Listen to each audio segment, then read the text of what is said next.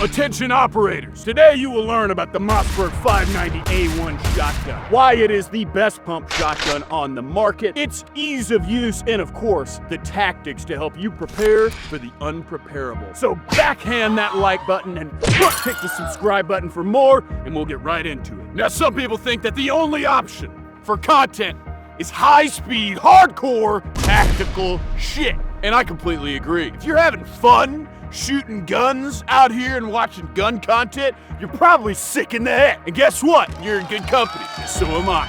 So I am Agent Stone, a Tier 1 Cyber Simulative Warfare veteran and expert. I used a variant of this in about 2008 to stop a terrorist attack in Las Vegas. I also used it in about 2012, 2014-ish to stop an insurgency in the Middle East.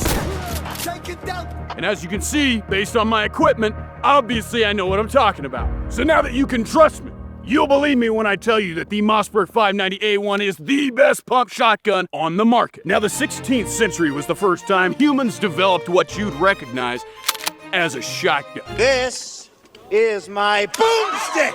You can find this in the sporting goods department. British royals commissioned a smooth-bore scattergun that propelled metal pieces at targets for maximum chance at potential damage. Fast forward 600 years and a lot has changed. The shotgun is a very common firearm, and the British royalty are lizard people. They're demons.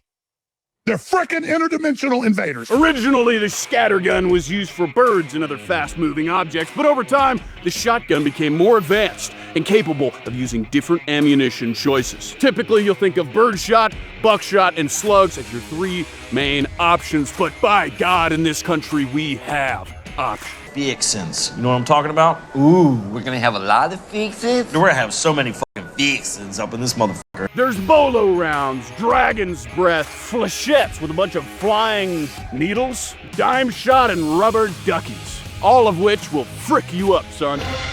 Shut up. Oh, wait. But if you need a durable, American-made shotgun that won't break the bank, the 590A1 from Mossberg is my #1 choice. This one came with the Magpul furniture that has the adjustable stock based on your length of pull, depending on how big a boy you are.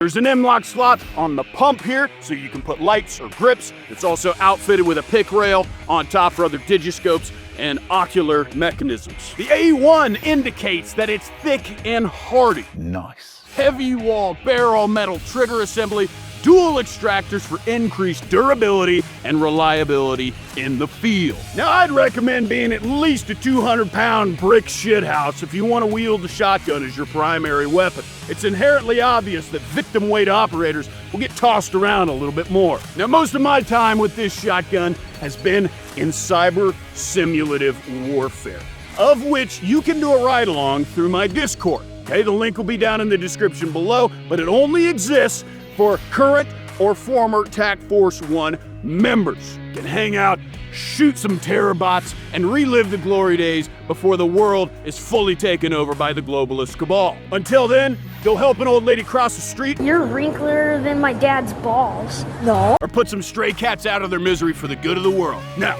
let's get tactical. Now, of course, the shotgun's main limitation is its range, but with a precision aiming apparatus like the TAC-SEC, we are able to extend these ranges beyond what is normally possible. So we have a target a mile this way who's about to be impacted. Now, as you can see, this is a precision instrument. Now, it's not exactly even, okay? And that's on purpose to account for the Coriolis effect, the spin of the Earth, and also because it's just kind of natural that way. So, allow me to demonstrate.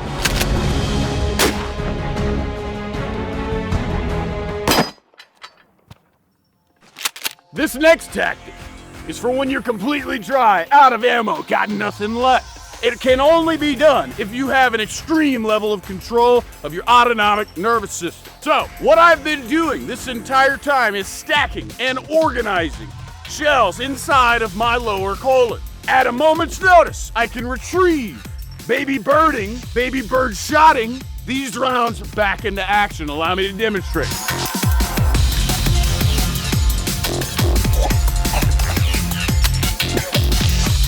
Okay, there's one.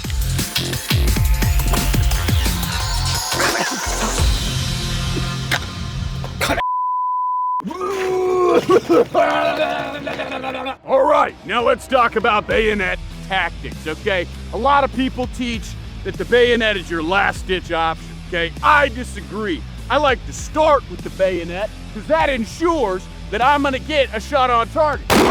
Guaranteed right to the pelvic region, pelvic bowl, or potentially up at the neck, just depending on how you want to do it. Now, here's the basics, okay? You're gonna do a basic stack. That's fine. Get off. That's fine.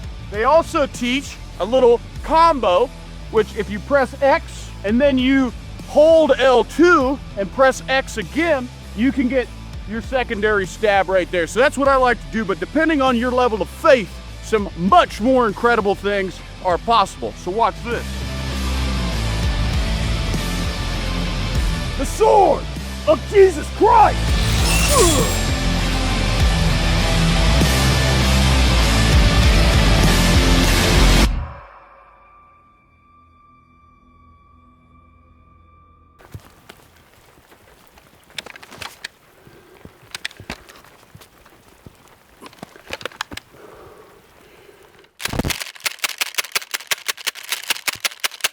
Ugh.